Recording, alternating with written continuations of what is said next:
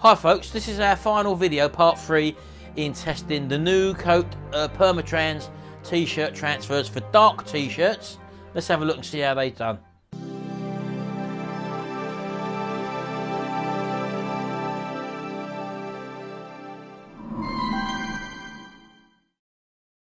Right, okay then, well it's been a month since the last video where we actually installed the new coat Perma t-shirt transfers for dark garments, where we done test of their range of t-shirt graphics.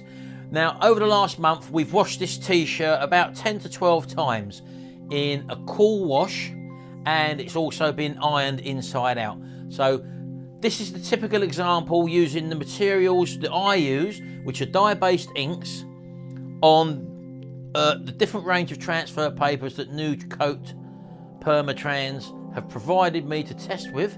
So let's have a close look and let's just see how they've performed. Right, well here's the t-shirt in question. As you remember in the last video we applied the transfers for. Now the one at the top obviously is my own ones that I use and I've been using for the past 12 years. This is the New Coat Perma direct equivalent. This one was a metallic one and this one was a sparkly one. But looking at, let's start from the bottom and work our way up. This sparkly one, I don't really like this whatsoever. It's not a product that I could actually sell, I don't think. Although the more we've washed it, the more the sparkly sort of come through. But it's not a very good finish in my eyes. And as for the metallic one, I don't see any sort of metallic-y finish in that whatsoever. And again, that one's actually, as you can probably see, if I start stretching that a little bit, there is cracks appeared in this one. Now this one here is the direct competitor to the one I use, I suppose you could say. Now this one's actually fared a lot better, to the extent where I think that it's still the same as when we first pressed it. And if we look at the top one here, this is the one that I use on a regular basis all the time, and I have done for the past 12 years.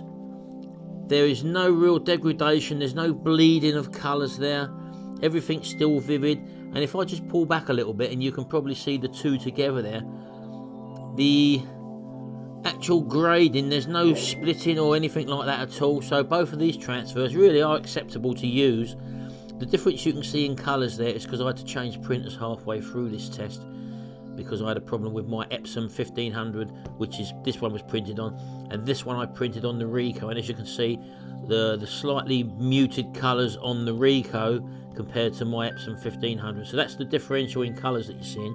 As far as texture goes, I mean, as I mentioned to you before, darker t-shirt transfers don't tend to be a soft transfer anyway, and they're more firmer than vinyls. In other words, you can probably see there that they're quite textured, and if anything, I'd probably say that the New Coat one feels a little bit softer than the one that I use.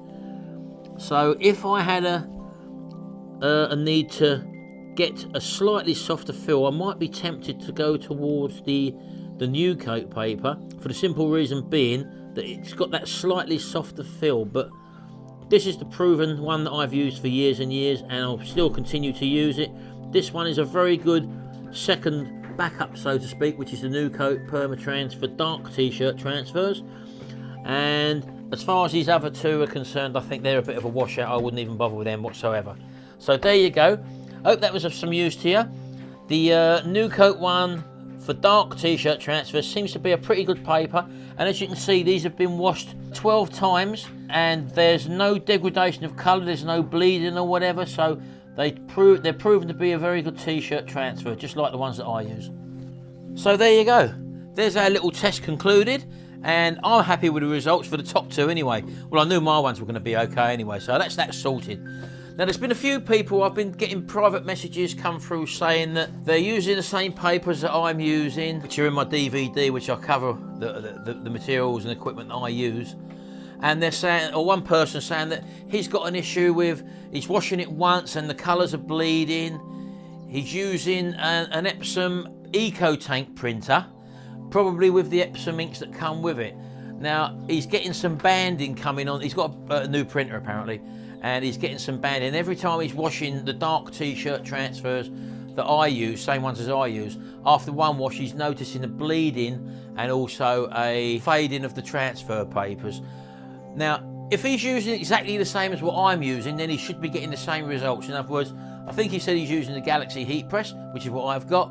I think he said he's using the same transfer papers, but the only difference is he's using this Epsom Eco Tank printer, and I think with the standard inks that come with the Epsom. That may be the problem. I don't know, obviously, because I haven't done the test on the garment.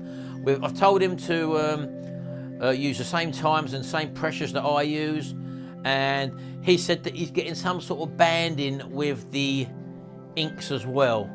So there possibly may be a problem with his printer, but basically speaking, if you're using the same as what I'm using, you should be getting the same results. I've not had any experience with the Eco Tank printers. I understand they're pretty good printers, and also the inks that Epsom supply could also be the problem. I don't know whether there's some sort of additive or something in them to change their performance if they're heated up. I don't know. They may bleed. I don't know. But with the dye-based inks I use, I get them from eBay. I get them from a recognised seller who's been selling them for so many years. So basically, if you're using what I'm using, you should be getting the same results, and that's the idea why you should obviously mimic someone who's doing it correctly. There's so many variables. You could have a different heat press, you could have a different type of printer, and you could have a different transfer paper. All three of them things, one of them things which could be different than mine, could produce a different result. That's why I spent a long time when I first started experimenting with all these different transfer papers, heat presses and inks, and then I came to a system that works for me, and it's worked for us for the past 12 years, and that's what I'll reveal in my training DVD. So that's the reason why you follow or copy Sunbun. If you're getting issues and you've only got two of the formula of what I use, and you're getting a different result, and then you're going in forums and looking for different people's answers, you're just confusing the issue by pulling different people in. Follow one person and one person only, and that way, if they're doing something which they've been doing for a long period of time and they're getting a very good result, then you should mimic that person. Always mimic the successful in whatever you do, and you should hopefully strive to get the same results. If you're taking information from one person and another person, and different people saying different things or using different equipment, at the end of the day, you're going to get a mixed result as well. So there's your little lesson today. Follow one person, do what one person says. If you like what that person's doing, then follow that person and hopefully achieve the same results if they're willing to share their information with you. There's not many people willing to share what I share with you. A lot of it I'll give out for free on YouTube, and the rest of it is in my training DVD. And the reason why I created the training DVD is because I was getting so many people asking the same questions over and over again, wanting to know exactly what I do and what I've been doing for the past 12 years. I'm still doing the same things now than what I was doing 12 years ago. My equipment may have changed, but once you buy the DVD and watch it, I then provide my own personal email support, and that's not any help desk. That's not me having a knowledge base of questions. That is you emailing me personally and me providing the relevant information, up-to-date information right now when you email me, and I can answer your questions to show you where I've progressed to and what things I'm doing, or materials I'm using differently now to what I may have been using maybe a few years ago. I'm starting to ramble now. I'm going to finish this video here, and thanks very much for watching, and don't forget, check out our playlist on either the t-shirt printing videos or the mug printing videos. They're all in order, they're all free, and if you go into the description you'll find the link to my training DVDs, and if you do purchase the training DVDs, you will be able to email me on a one-to-one basis and get my personal email support. Not anybody else, no knowledge base. You're speaking to me personally when you get an issue, which you probably will do because it's a learning curve at the end of the day. So don't run before you can learn to walk. Do it the right way, follow one person. Thanks very much, see you in the next video, and until then, bye for now.